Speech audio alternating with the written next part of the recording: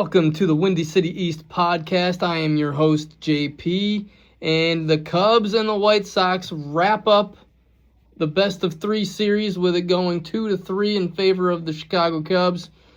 Hell of a series, a lot of fun, makes you think of what October could look like maybe. White Sox versus Cubs in a crosstown showdown. Would it be fun? Would it be a war? I think it'd be a lot of fun. You see how good it's done for the Mets and the Yankees back in 2000. It's always fun when basically you're two teams in the same city, you're fighting it out for a championship. So I think it would be a lot of fun, but let's get into this game by game. And game one was the PCA show. PCA with the leadoff home run to start things off, and then the walk-off to end things with a lot in between. Seiya Suzuki obviously having a home run in the first inning as well. They went back-to-back. Hell of a way to start out if you're the Chicago Cubs up against those Chicago White Sox. Obviously, they want to get that taste of losing the series back at the rate. They want to get that taste out of their mouth, so they come out smoking with 2 straight home runs. Great way to start it off. And then Shota giving us 10 good strikeouts. He looked really good, 6 innings. The bugaboo, obviously, the home run, which costs him all the time. Normally it's a solo home run, but this time it was a 3-run shot by Randall Grichuk. And then, obviously, when Shota left the game, it was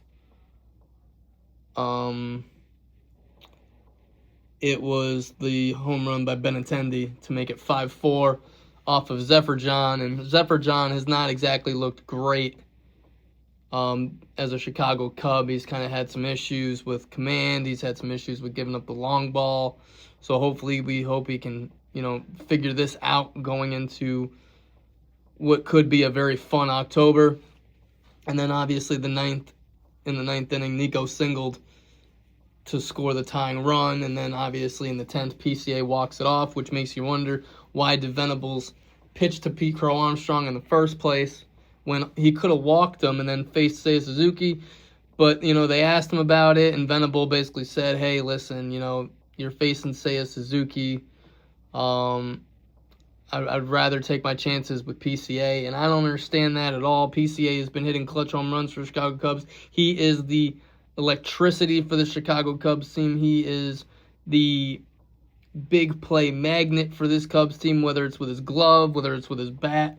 So I don't know why Venables would have wanted to test that night for the Cubs. Obviously, something magical was happening. PCA was on base like 5 times, but he rolled the dice, and it came up snake eyes, and PCA hit that one right to right field. So the Chicago Cubs take game 1 in what was an absolute thriller, a lot of fun. I watched it on the marquee station, and it was a blast, and you could see the fans going crazy. Obviously, an ugly incident. There was a fight in the bleachers. White Sox fans and Cubs fans do not get along, north side or south side. It's an ongoing war. But there's just no place for violence at Wrigley Field. Obviously, we saw how ugly Wrigley Field could get back in 2003 with Steve Bartman and everything. So that really sucked. But, there's just no place for fighting in pro sports at all. But the Cubs did take game 1 of that series 7-5. And then in game 2, obviously, the feel-good moment. The really good feel-good moment was Patrick Kane throwing out the first pitch in front of a sold-out Wrigley Field.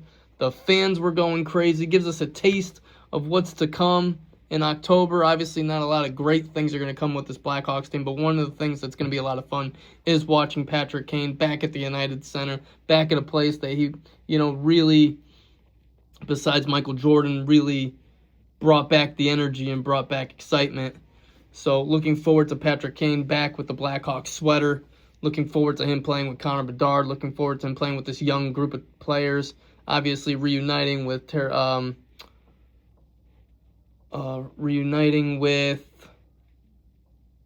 I forgot his name. Teravainen. Yep, there we go. Reuniting with Teravainen Should be a lot of fun. But let's get right into Game 2. Another leadoff homer by PCA. The guy started Game 1 with a home run, ended Game 1 with a home run, and then he leads off Game 2 with another home run. I mean, PCA is just, his bat is electric right now. And then obviously one of the things to watch for is Gausman leaving the game after 5 with hand cramping up. Apparently Gausman said this is something that always happens with him, so it's something to look for in his next outing. But he usually says it happens like after 100 pitches, but this happened like after like 80 pitches. So some little bit of a concern there with Gausman for the Cubs going forward. And then Assad came in though, and he kept it close, and we were able to, get a hit, win the game thanks to Bregman in the ninth. Obviously, there was a rain delay for about 88 minutes, so Chicago time, the game got back on at around 11:15 for you guys. For us, it was 12:15. So, but I stayed up, watched the rest of that game. Bregman with the big hit. Cubs win, go up 2-0 in the series. Just a lot of fun, really close games. Playoff atmosphere at Wrigley. And then obviously Game 3 was pretty much a horse of another color. Urquidy just had us off balance the whole damn game. Nobody could hit. PCA couldn't hit. Bregman couldn't hit. Happ couldn't hit. Nico couldn't hit. The only person that could hit was Tyrone Taylor for 2 hits. And why Tyrone Taylor tagged up at second and went to third and then absolutely got gunned out by Braden Montgomery, I don't know. But definitely something that should not have happened. And then Bregman hitting the ball all the way to the fence, all the way to the brick wall, but then Ananachi robbing him, which that could have been disastrous for the White Sox. I mean, that ball gets by Ananachi and it rolls somewhere else. We're looking at Bregman being on third. But unfortunately, it's a play at the wall and kills any momentum the Chicago Cubs have going forward in that game. So the White Sox were able to come in, get a couple of hits, and win the game with their defense and their pitching. And the Cubs were just off balance the whole game. Urquidy was quick pitching us and doing all kinds of things. So, he just had us off balance the whole damn game. But, like, the Chicago Cubs and the White Sox, they played a tough one there. But it makes you think what a crosstown World Series would look like between these two teams. And obviously with the fighting in the stands, which we don't condone, but a crosstown World Series would be a lot of fun for the city, a lot of fun for Chicago. Cubs fans, White Sox fans, going for a championship, that would be just absolute chaos. The big play in Game 3 has to be Ananachi saving that hit by Bregman. I mean, I could go with Braden Montgomery's throw out at third of Tyrone Taylor, but why Tyrone Taylor is going to third base anyways is mind-boggling. So I would not say that was the big play of the game. And the Cubs hitters were off balance the whole game in Game 3, just off balance the whole day. And makes you wonder if the Cubs are a little too fastball happy, if they need to adjust some things, or if this was just a little blip on the radar against the White Sox. They just happen to have a good day against the Cubs. Obviously, they have to locate their pitches. They have to keep the Cubs off balance, and they did a really good job in Game 3 to Urquidy and the rest of that White Sox team. PCA did not hurt his MVP status at all by going 0 for 4 in Game 3. He's made big plays for us all year. He's hit big home runs for us all year.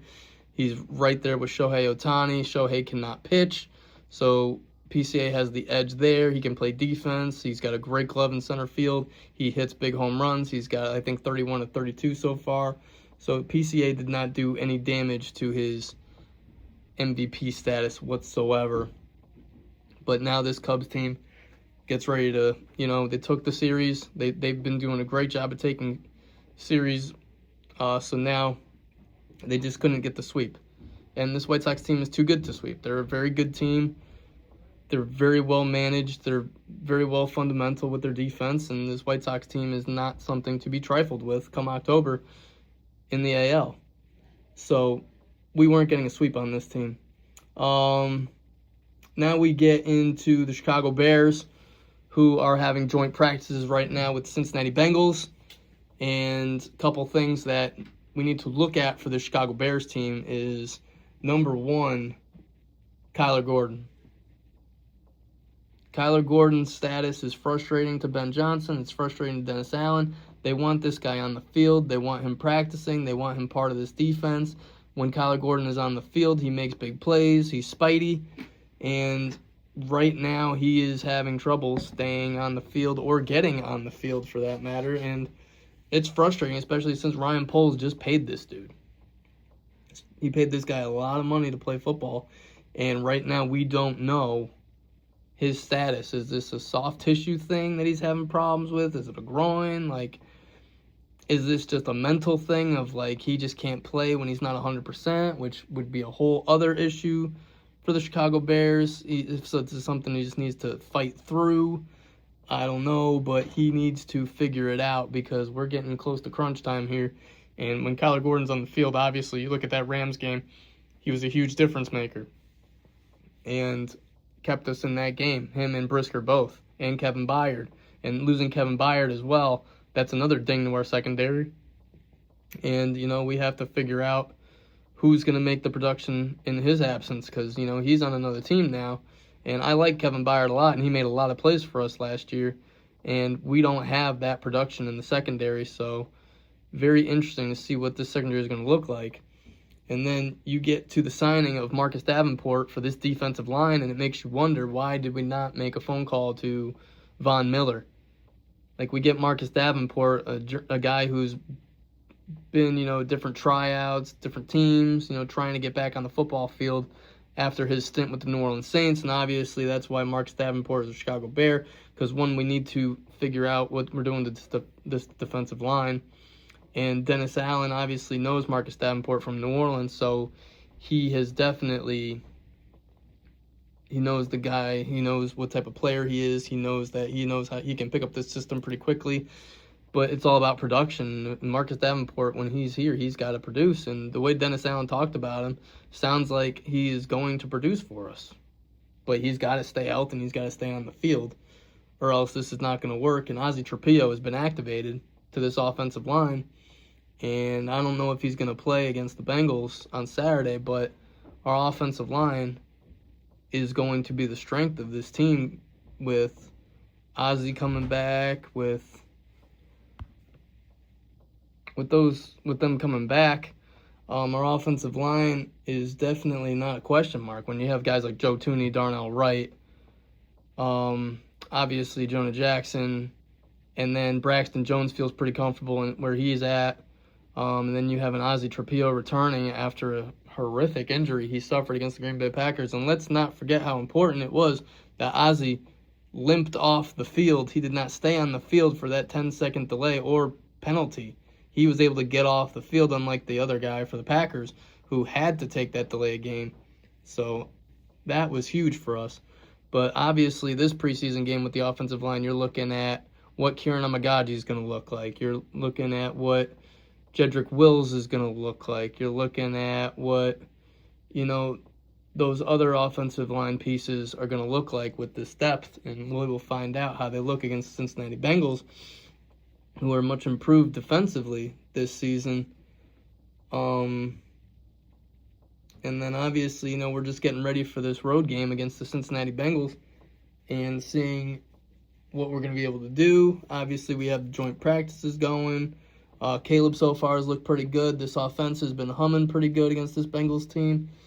Caleb had a good moment where he had a play in the red zone, threw it right to Colston Loveland for a touchdown on his second read. He was able to get to that second read pretty quickly. And now we're looking at what this Chicago Bears defensive line can look like against this Bengals team who has, let's face facts, our secondary is going to be tested in this preseason game because Jamar Chase, T. Higgins, and obviously they're going to be tested in these joint practices. and we're going to be able to see what our secondary is going to look like against a pretty heavy wide receiver core in this NFC North. Like, we are not barren for receivers in the NFC North right now. You look at the Packers with Christian Watson and Jaden Reed and Tucker Kraft, and then you go to the Vikings with Justin Jefferson, Jordan Addison, and then you have TJ Hawkinson, and then you go to the Lions with Amon-Ra St. Brown and, Sam Laporta, and those receivers. Like, we need our secondary to be able to lock down these receivers, but it's important that our defensive line, and that's why you go out and you get Marcus Davenport to hopefully help this defensive line. That's why you get a motivated Deo Adangbo, and hopefully he can, be what we paid for, because the Bears paid him a lot of money to come here and be disruptive. And the only thing that was disruptive last year was the fact that he was not on the field. And when he was on the field, he was non-existent. So we need some other type of pressure besides Montez Sweat getting to the quarterback. And whether it's Gallimore, whether it's Marcus Davenport, whether it's Jordan Van Denberg, whether it's a Grady Jarrett who apologized saying that he was not good for us last year, that he owes us a better season. So hopefully Grady Jarrett can do those things for the Chicago Bears this season. And hopefully he can be able to get some pressure up the middle with a Jordan Van Denberg and with a Dexter. Don't forget about Jordan Dexter. Or Javon Dexter. Holy crap, I can't say this guy's name. Javon Dexter. Like, he is on, he's on his last legs with the Chicago Bears team, and we didn't pay him yet, and hopefully he can come out and realize that, man, this could be a contract year for me. I got to get moving. So hopefully this defensive line can, show up a little bit this season, and we're able to get some pressure on the quarterback, and we're able to make some more interceptions in the secondary like we were able to do last year. But losing the key pieces in that secondary from last year, no Jaquan Brisker, who's an absolute hit machine. So losing Jaquan Brisker. Then we lose Kevin Byard, who I loved Kevin Byard. I thought he was a really good safety for us. I thought he made a lot of big plays for us, so losing him sucks. But we got Kobe Bryant, who we thought was going to be back there, but we lose him to the freaking injury, and now, we're not looking to see him for 4 to 6 months, if at all, this season. Like, maybe he can come back in the playoffs, if we're in the playoff, race. So, we lost Byard and we gained a Kobe Bryant, but he's not even on the field. And now we have, other players that are going to need to step up in that secondary to make plays for us. And it's going to have to be sooner than later, especially with the younger core of this team. Like, Malik Muhammad is probably going to see some starting time, and we're going to see him in the preseason against the Bengals on Saturday, so we'll see how he looks, and we'll see how this secondary looks against this Bengal team, and hopefully we don't get shredded. But, I don't know. And then, we lose Tyson Bagent to a hamstring issue. And obviously we're just going to, it's week to week, Ben Johnson says. So we will see what happens with Bagent. But obviously we want him ready week 1. He's going to be QB2. So we'll see a lot of Case Keenum this week against the Bengals. And we'll see a lot of Miller Moss against the Bengals as well. But there's a lot of things to watch for this Chicago Bears team against the Cincinnati Bengals team on Saturday. And that's all these position players. And one of the things that truly sucks to the Chicago Bears team is the fact that we're probably not going to see Monangai, hopefully, till week 1. So week 1, Monangai can come back. Hopefully. He's got a hyperextended knee, so hopefully that's all it is. And then you have Luther Burden coming back as well for week 1, so we'll have those two big pieces back for the game against the Carolina Panthers. But yeah, this Chicago Bears team is already dealing with injuries, and hopefully they don't keep piling up. Ben Johnson wants a physical football team, and unfortunately these are some of the dings and nicks that come up that are going to be a problem. But hopefully we can navigate through it, and hopefully the Chicago Bears team is ready to go. And this weekend we will see how the Cubs can, go on the road and face the Seattle Mariners Looks like, and Matthew Boyd will be making one of the starts, so hopefully he can bounce back after his bad performance against the St. Louis Cardinals, where he gave up all those home runs to Joshua Baez. And then the White Sox are going to be taking on the New York Mets, so that should be a sweep for the White Sox because the Mets are a dreadful baseball team. So the White Sox should be able to get a good series win there against the New York Mets. And obviously, we're right there. Football season is right on the horizon, everyone. Coach Marcus Freeman and that Notre Dame Fighting Irish, they're chomping at the bit, man. They have been disrespected in the media. They've been disrespected by the committee. This Notre Dame team is ready to go. And there's going to be a lot of belt to asses for Notre Dame this season. So looking forward to that. Obviously, what we're going to see out of these last two preseason games for these last 2 or 3 preseason games for Chicago Bears. How the Cubs and the White Sox can keep this train rolling. And very fun time in Chicago. Enjoy this time in Chicago right now. Enjoy the Bears season. Enjoy the Cubs and the White Sox going for the playoffs, because when it starts to get to winter, it's going to be some rough times with a young Chicago Bulls team trying to figure themselves out, a Blackhawks team without a Connor Bedard and just having Patrick Kane and a couple other pieces and Bowen Byram and Spencer Knight. Like, those winter times in Chicago are not going to be a lot of fun. So enjoy this period right now, because it is not going to be that fun come winter. All right, everyone, this was the Windy City East podcast. My name is JP. Please comment for just, let me know how I'm doing. Give me some feedback. I'm new to this, but it's a lot of fun. I like talking with you guys. So leave me a comment, leave me a follow, and bear down.